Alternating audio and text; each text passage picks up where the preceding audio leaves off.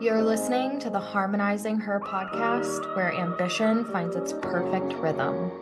The show for the multifaceted, multi-passionate woman who's ready to harmonize all parts of herself. Let's get right into today's episode. Welcome back to another episode of the Harmonizing Her podcast. I'm really excited for today's conversation. I feel like it's going to be cathartic and healing and just so needed for so many of you listening. And today we're going to talk about how to cultivate adult female friendships and healing the sisterhood wound, which is essentially when you've been hurt by another woman, when your trust has been broken, when you've had a friendship dissolve, when you've had someone gossip about you behind your back or stab you in the back or steal your boyfriend or whatever those situations may have been for you as a young girl. Maybe you were picked on by other girls, and then graduating into middle school where the drama is more dramatic, and then high school where it's even more dramatic, and then where I experienced a lot of this was actually in college, which I totally wasn't expecting at all. I thought you go to college and you find your friends for life, and that was not my experience at all. And I'm someone who has been wounded massively by other women really my entire life. And so I have always had a really hard time initiating female friendships, but trusting female friendships as well. So I guess let me just take you back to the beginning. I was homeschooled until the 5th grade. And so when I went into the 5th grade, it was a big culture shock for me because I didn't know what the girls were wearing. I didn't know that girls were mean. I was in my little protected bubble really. And I was so excited to go to public school. I was so excited to make friends. And so I showed up on day one, and every girl who walked in the classroom, I was like, "Hi, I'm Taylor. Do you wanna sit next to me?" And most of them were really off-put by this because they already had their friends. They're like, "Who's this new girl?" I definitely didn't dress with what was trending in 5th grade, which was gauchos and high heels. I was wearing, I think, a Bobby Jack monkey shirt and some plaid stretchy pants. So I was not fitting in with the rest of them. But there was this one girl who decided to sit next to me. And this girl became my best friend for most of my life, and we were inseparable. And so she's a friend that I always had, and there was this comfort level, and I always felt like if I had this one friend, then I have everything, because I've always cared more about quality over quantity. And I'm like, I have my best friend, and you just need one best friend. And it didn't matter if all the other girls sucked and were bullies and didn't like me and made fun of my pants, whatever, I can live with this. I have my one BFF, right? So we graduate into middle school, and I just feel like I always struggled to fit in. And no matter what I did, and in middle school I did a lot. I think it's very normal for a middle school girl to want to fit in, and so I wanted to dress a certain way. I wanted my mom to buy me Abercrombie. I wanted to fit in with the popular girls. I wanted to get invited to things. I wanted to be included, and I always fell short. I would get invited to a few things here or there, but it was always an afterthought. And then I would go to these parties or to these sleepovers. I would be invited, and I would feel so excluded and left out because once I was there, no one was really making any effort to actually, nurture that friendship. And I always was open to initiating it. And I remember one of the really quote unquote popular girls in school, she actually lived down the road from me. And so I just remember saying to her one day, we're neighbors, we should meet up for a walk, we should hang out, there's no reason we shouldn't be friends, in whatever way I delivered that at 12, 13 years old. And we never got together. That was never received. And so I was always the girl that would put myself out there and kind of get shut down. I did it in 5th grade of hey, want to sit with me? I did it in middle school of hey, we should get together, we should meet up, trying to fit in. And in high school, I kind of just settled into I don't give a fuck if the popular kids like me. In fact, it's better that they don't, because I have my like very small intimate core group of friends, which was still my one girlfriend that sat next to me in 5th grade. Our friendship had just blossomed. We'd been friends for years. We were so close. She knew everything about me, and something that I really appreciate in any relationship, a friendship, but also I noticed that I appreciate this in my coaching relationships with my clients, but also with my mentors. I think it's really important to have context, and that's why I love relationships with longevity, because with this specific friend of mine, like, she knew everything that happened in my life since 9 years old. So I didn't have to explain to her and bring her up to speed. And, you know, my private mentor that I'd been working with for like 4 years, like, she knew what had happened the last 4 years. She had context. She had a more well-rounded understanding of who I was, and that has always really, really mattered to me, which is why I preach long-term relationships, long-term mentorship, long-term all the things. So then I get to college and I have my bestie, who's been my bestie since we were 9. We had another friend who was a really, really close friend with us. We'd been friends for probably, I don't know, maybe 5 years or so. We were friends like all throughout high school. So I left high school with 2 really close girlfriends. And then when I went to college, I decided to join a sorority because I thought, this is my like friendship redemption era. I want to meet women. I want to have a group of women in a sorority and leadership, and like the whole thing just sounded honestly right up my alley. I was all about it. And so the first time that I think it's called rushing. It feels like it's been a lifetime. Rushing or auditioning, trying out to get a bid for the sorority. It was still in the era of hazing. And so these girls were so fucking mean. And I just remember being like, this is such a waste of my time. I do not want to be included in this at all. I remember one of the activities that we had to do was we had to like meet at the senior house, and we had to wait outside the door, and they took our phones, they took our watches, so they didn't know, like, we didn't know what time it was. They were like, you have to knock on the door at whatever, like 8 o'clock on the dot. And we're like, but we don't know what time it is. We don't know when it's going to be 8 o'clock. And then if we missed it, it had to like be bumped to the next hour. I'm like, this is so fucking stupid. I'm out. So I decided to like not join the sorority. It's so funny that I can't even think of the names of these things anymore. Recruitment week. At our recruitment events, I remember thinking, these girls are so cool. They're so nice. I want to be their friend. And then like after hours, I was like, this is a fucking nightmare. I'm out. So long story short, the campus actually ended up getting busted for the hazing, and that specific semester was the last semester that sorority hazed. And so a lot of those really mean girls had graduated, and there was like a new era and a new chapter of the sorority starting. And so I thought, okay, I'll give it another chance. I had someone from the last time reach out to me, and she's like, you were seriously such a perfect fit, and we loved you, and it was really fucked up, and times are changing, and so if you're willing to give it another shot, we would love to have you. And so I was like, okay, great, I'm totally willing to give it another shot. Ended up joining the sorority, made so many friends. I made so many friends, and I had my little, you know, if you've ever been in a sorority, you know, you have your family, you have your big, you have your little, you have your grand big. All of a sudden I had this like sorority family, college family. I was surrounded by women who liked me and I liked them, and I was like, these are adult, mature friendships, and I love this, and I'm here for this. And I was like, I've met my friends that I'm gonna be friends with for my entire life, and it felt really, really good.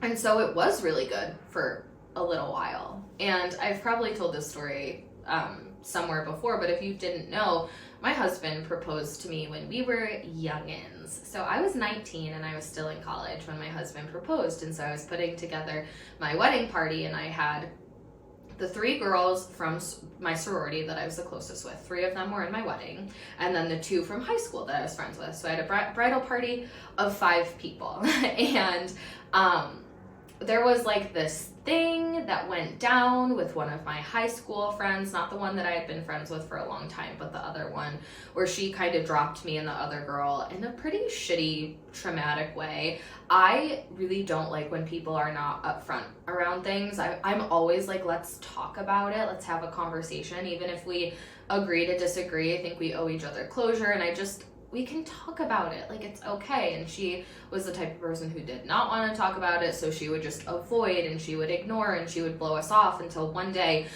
me and my other friend were working at a chicken wing restaurant. We're servers. We worked together. We literally did everything together.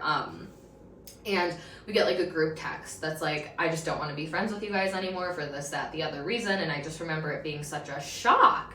Like, this girl yesterday was in my wedding and today I'm getting a text message that she doesn't want to be friends anymore. And so that is an example of a sisterhood wound where I was like, damn, like all these years of friendship just gone in a text message. I had a really hard time reconciling with that.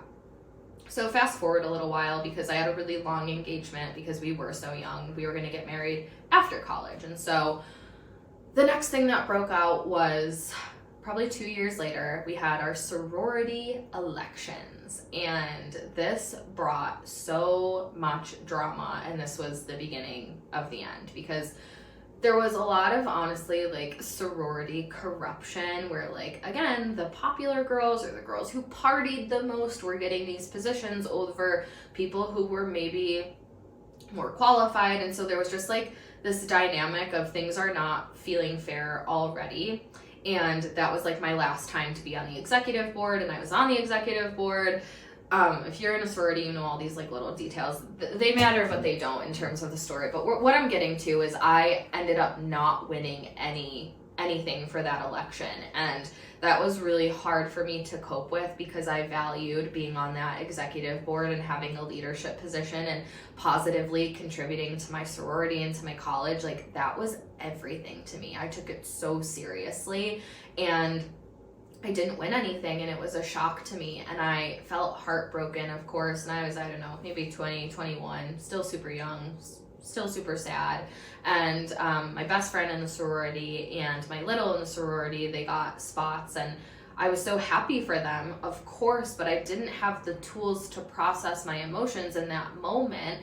And so I was crying and I was sad, and I didn't mean for that to take anything away from them and their winnings. It was just like I couldn't hold the excitement and the disappointment and the heartache at once. I just didn't have the proper tools at that age and that season in my life. And they didn't like that.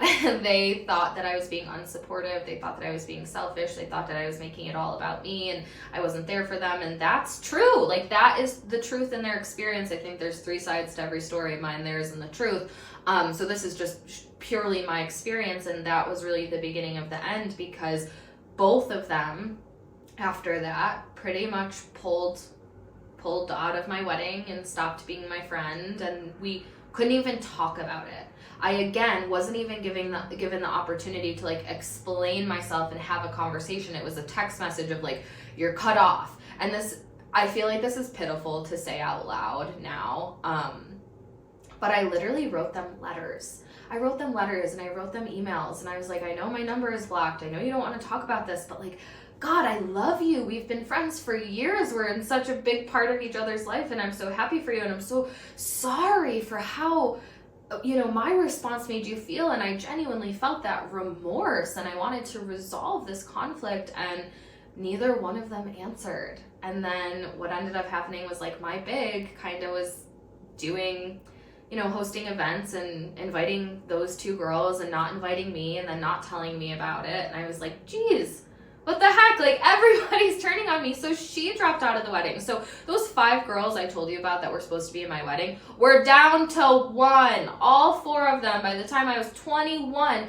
were out of my life, when I thought these women were going to be in my life forever. So I had some serious sisterhood wounds, you guys. I was like, I do not trust women. I am all good on friendships. And throughout all that time, I had always said, as long as I have my one best friend, I'm good. My one best friend from 5th grade. We've been together since we were 9. We're going strong, etc., etc. She ends up, of course, being in my wedding. She was my maid of honor. And a couple of years go by, and I shit you not, the same thing happens again. And I don't know why I am getting emotional right now telling this story. I've never told this story in detail really to anyone, let alone like on a platform like this. It's been really, really personal. But we were having some conflict, and some things she was doing was making me feel a type of way. Some things I was doing was making her feel a type of way. I'm a communicator, she is not. And so it basically it reached a head in 2018 or 2019. I can't quite remember, if I'm being honest. But we got married in 2017. So it was not very long after the wedding, where she was just my maid of honor. Feel her energy pulling back, and even my mom was like, what's going on? Like, where has she been? And I'm like, oh Mom, we're so close. If there was a problem, I would know about it. We'd be talking about it. That's the kind of friendship that we have. Sure enough, it's like, I actually remember it. It was 10 days before my birthday, because I just remember thinking, we go all out for birthdays. We've been doing this for like literally over a decade, and she hadn't asked me like, what are we doing for your birthday? And I did think that was weird, and it did hurt a little bit, because her birthday was a few months prior, and I did everything I would normally do for your best friend to make it special. And so that alone had hurt. And I remember being at a family party, and I got this text from her. And as soon as I read the first word, hey, my gut sunk, because I just knew I was in a situation again where a woman who I had cherished and loved is sending me a text message to cut me off again. We're 5 for 5 at this point, gone. I don't want to be your friend anymore. I don't want to talk about it, whatever. And I am so blindsided. So I'm like, my God, we've been friends for so long, over a decade. What's going on? Where did this come from? We're neighbors. We live down the street. We were roommates. You were my maid of honor like 5 minutes ago. Can we talk about this? And she didn't have the tools, just like I didn't have the tools a few years prior to hold that and to talk about it. And so it was just a cutoff. My number was blocked. We didn't have any communication, and I was depressed. I really, really struggled with that loss, because all the other friends that I had lost along the way, I had always said, but I've got my bestie from 5th grade, and that's all I need. Our friendship is everything. And then within a text message, again, I didn't have that.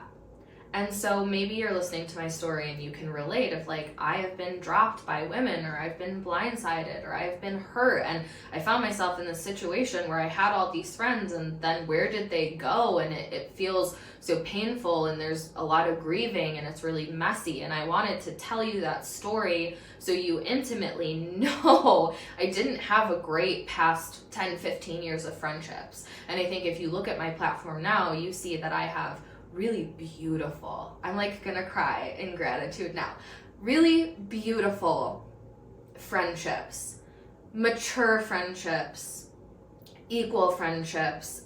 I feel so fucking grateful to be in the friendships and relationships with the women in my life now. It is like the greatest gift, the greatest blessing. I cannot believe I'm crying on this podcast right now. And I think the reason I haven't really talked about this publicly is because there was so much pain. There was so much pain in all of those losses. And so that pretty much brings us to 2021. 2021, 2 things happened. I lost my grandmother unexpectedly, who was my best friend, and I had my son. And so those were 2 really big, emotional, traumatic, life-altering events that happened within a couple of months of each other. And so I lost my grandma, and my grandma actually lived across the street from my childhood bestie. So that girl I keep telling you about, friends since we were 9, they lived across the street from each other, and she had died. And a few days later, I got a text message basically saying, I've been trying to reach out to you for years, and I've not been able to find the words, and I know I didn't handle that in a good way at all, and I knew it was going to hurt you, and I didn't see another way to do it, and I just found out about your grandma, and I'm so sorry. And there was like this rekindling moment that felt so good and so healing, but so sad at the same time, because I'm like, God, like, you knew my grandma loved you, and now her death is bringing us back together, and you knew you were hurting me, and you did it. Like, there was just a lot. It was a lot. It brought up a lot, but it meant a lot to me that she reached out, because we have a lot of mutual friends. And so there were events that got broken up where, like, you know, our friends would hang out with me and then our friends would hang out with her, but never together. And it really like threw our friend dynamic for a loop, because we were the two friends that brought all the rest of the friends together, and then it kind of like disintegrated from the inside out. And so we were at a point kind of then where, okay, we could be at events together and it wasn't awkward, and in fact we would start to make small talk and rekindle, and, you know, our friends' engagement party, baby showers, weddings, things like that. Second thing being, I had my son. I've already told that story, that song and dance, so I'm not going to go into detail with it here, but it basically sent me into a debilitating postpartum depression for almost 2 years. And at that point, I really stopped participating in the friendships that I had. And I had a couple close girlfriends that I had met in the online space that I just didn't even have it in me to respond to a text message. I didn't even have it in me to pick up the phone or answer the phone. I was in straight survival for a really long time. And when I started to kind of come out of that and rediscover myself and refind my spark, I set the intention that I really wanted to pour into friendships. I wanted to nurture my friendships. I did not want to be the friend that didn't answer, that didn't initiate, that didn't respond. I didn't want to be that friend. I've had this long, jumbled up relationship with girlfriends my entire life. And now in my late 20s, I have worked on healing so much of that I'm like, it's not too late to make friends and to pour into friendships. And I'm not even going to buy into the belief that it's hard to make friends, because I think that's something we hear a lot. Like, it's so hard to make friends as an adult. Is it really, or does it just take effort and initiative that maybe you've been unwilling to put in up until this point? So this was in like 2023. Yeah, like going into 2023, the end of 2022 is when I started to kind of come out of that depression, and I wanted to pour into friendships. And so I started to pour into friendships. I started to take initiative. I started to be the one to reach out and nurture the friendship and be vulnerable and let myself be held by other women and hold other women, and really like retrain myself to hold a deep and connecting friendship. Now, simultaneously, the universe has a really funny way of working things out. Simultaneously, like I said, our local friends were getting married, having these events, and so I was seeing my childhood bestie a lot. And every time that we would see each other, a couple times a year, it would literally be like nothing ever happened. We would literally sit in the corner, just us two, like we used to, chat about family, chat about this, the same sense of humor, we're laughing about the same things. And I'm like, God, like, have we really not been friends for the last 5 years? It feels like no time has passed. Like, did that even happen, or am I imagining things? And so we started to rekindle. And it was really, really natural the way that played out. And then 2 of our friends were getting married, and so we were kind of just chatting, like, oh, do you need a dress? I need to get something to wear. Why don't we go shopping? Why don't we go shopping together? So this is the first time we've gotten together in like 5 years. We went on a shopping date and a dinner date, and it was so wonderful. And at that dinner date, we got to talk about what happened, and we both got to take ownership over our parts of what happened, and maybe some things that we regret and things that we would have done differently. And we had a lot of history. When you grow up with someone, you are growing up with someone, but you're also growing into the person that you're becoming. And so I was heading in one way and she was heading in a different way. And I was just starting my business when we had our falling out and all the things. And it was just the most beautiful, healing dinner and moment where we got to really see each other and forgive each other. And we've always had that deep love for one another. So we had this climax where she was my maid of honor, and we had this heartbreak and this falling out,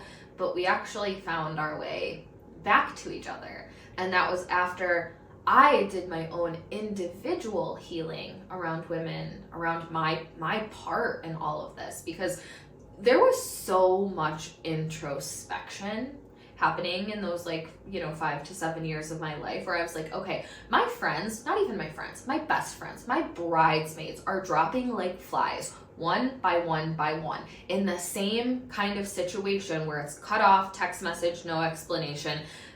the common denominator is me. I fully was aware of that. So I'm like, what am I bringing to these friendships that is causing women to feel like they need to slam the door shut?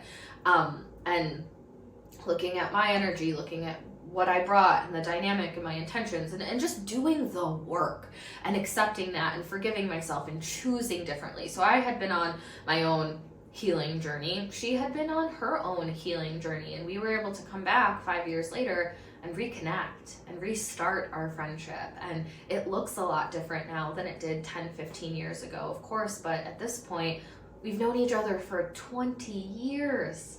We have known each other for 20 years, and we are still friends, and we text every week now about Love is Blind, and she has a new boyfriend, and we go on double dates with my husband, and she's met my son, and oh God, that is gonna make me cry too, because I remember having my son and really feeling the whole of her not being there, because all my life I'm like, God, she's gonna be the godmother, she's gonna be the aunt of my child. So having her like meet my son and be a part of his life, and we're a part of each other's life now, and being able to see her family again. I mean, we were so close. Our families were having holidays. We were doing Christmas with her sister, her mom, my sister, my mom, my brother. It was really like that. So being able to be around her family, and she sees my family, and we have a new mature friendship after all of that, because I healed the sisterhood wound, and I think that she did too in a lot of ways. So in 2023, I made a few choices, and every year I pick a word, I pick an intention, I pick something I want to focus on, and my focus was friendships. I wanted to pour into my friendships, and so I started to take the first step.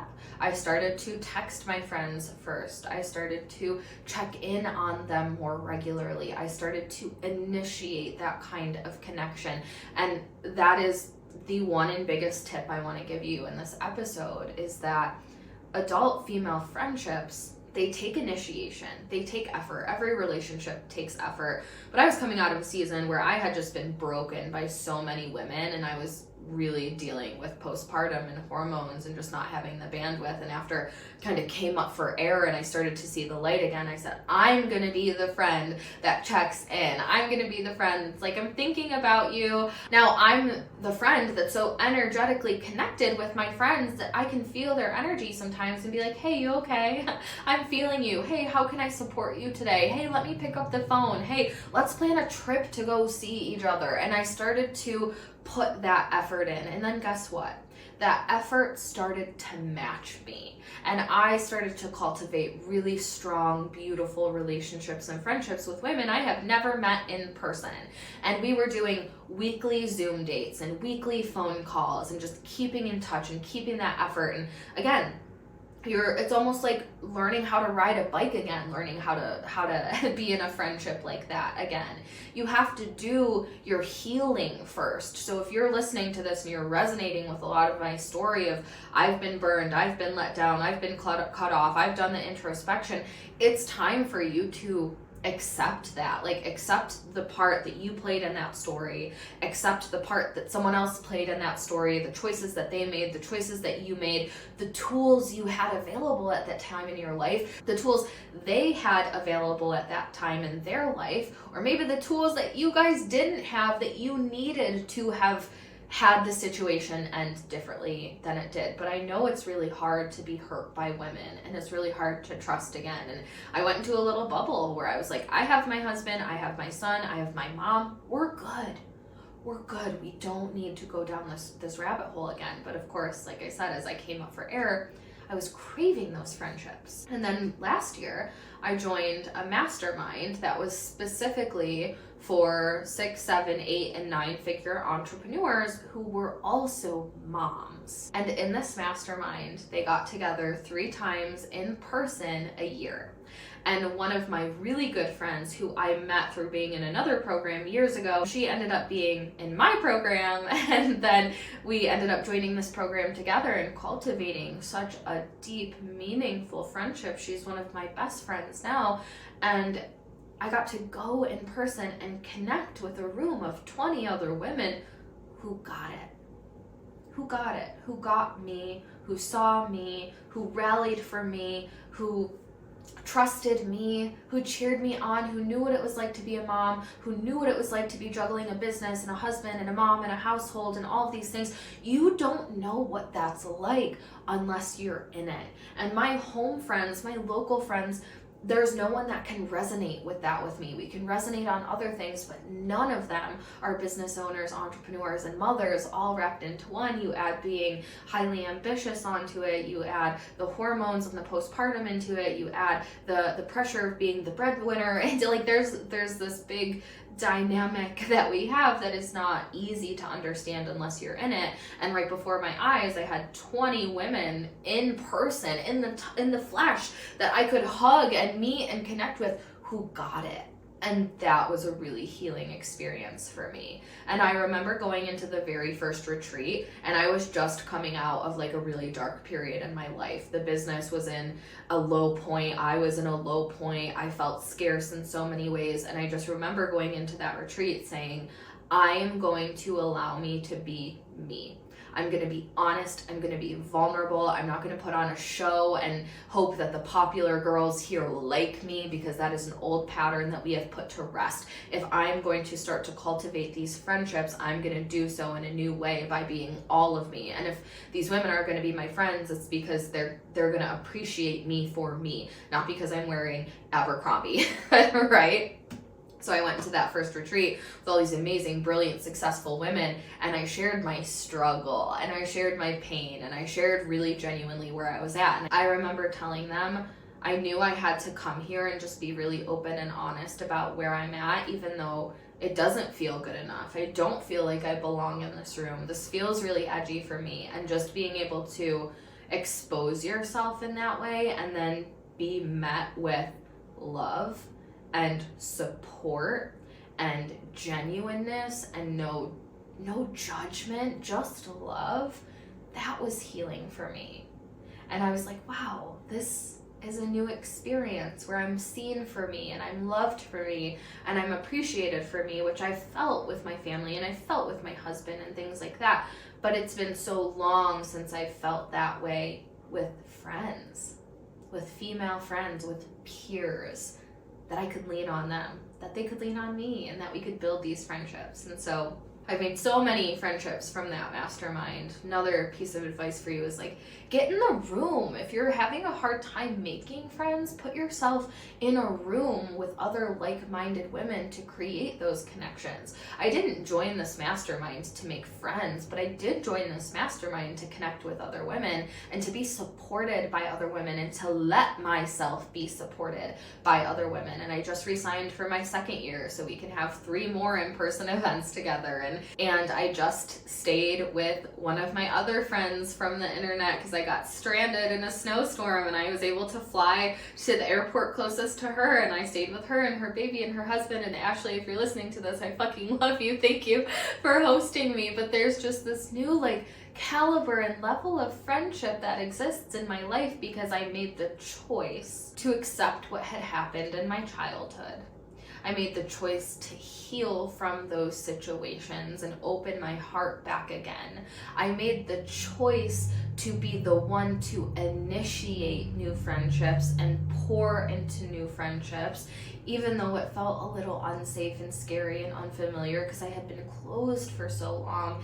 And just like anything, when you do those small little things, they compound over time and they change your life. And now I look around and I'm like, God, I have so many friends. I have so many beautiful friendships with so many beautiful women that I could pinch myself from the level of friendships with the quality of human beings that I get to call my friends. And I was just actually telling my husband the other day, I said, it's actually so funny because I look around at some of Carter's things, some of our favorite things of his Barefoot Dreams blanket, his name puzzle, our rocking chair, and I say some of our favorite things for our son are things that were gifted to us by my internet friends. Oh yeah, my rocking chair, that was from these 2 friends. The Barefoot Dreams blanket, that was from a mentor of mine. The name puzzle was from my friend Ashley that I just stayed at her house. I just got back a couple months ago from a trip I did with my friends Katie and Tara. We've been friends for over 6 years, and it was the first time that we met in person because we were initiating There was effort, there was initiation. We took time out of our busy lives. We took time out of our businesses. We took time away from our family. We took time away from our kids. They have kids, to connect, to pour into these friendships. And that is everything. It's everything. So if you're someone who's struggling to cultivate friendships as an adult, and friends who get it, and friends who feel safe, and you're also healing from old shit that might have happened to you, I really think the combination of these things is going to change your life. That level of acceptance, that level of healing, of self-appreciation for you, of being the one to have the capacity and bandwidth to initiate and to put the effort in, and stretch yourself and put yourself in rooms where other like-minded women are going to be, for you to connect with them. And what I want to leave you with in this episode is that it is not impossible to make great friends as an adult. It's not. I think we make it harder than it is because it's different than being the 9-year-old in 5th grade that's like, hey, do you want to sit next to me? It's not that necessarily available, but it is, and it just looks different, and it's up to you to do your own healing work with the tools that you have now, and maybe you didn't have them back then, but you have them now, and bring that into relationship and allow yourself to be open and vulnerable and seen and held and loved for who you are, because that's out there and you deserve that, and it is closer than you think. So in the beginning, when I said this was going to be a cathartic episode, I didn't really expect to cry throughout, but I hope that you guys really felt this one from me. I really, really felt it. I know that there's so many women out there who have been burned and have sisterhood wounds that need healing and want the tools and the direction to cultivate deeper friendships. And so if that is you, this episode is for you. I love you so much, and I will see you in next week's episode.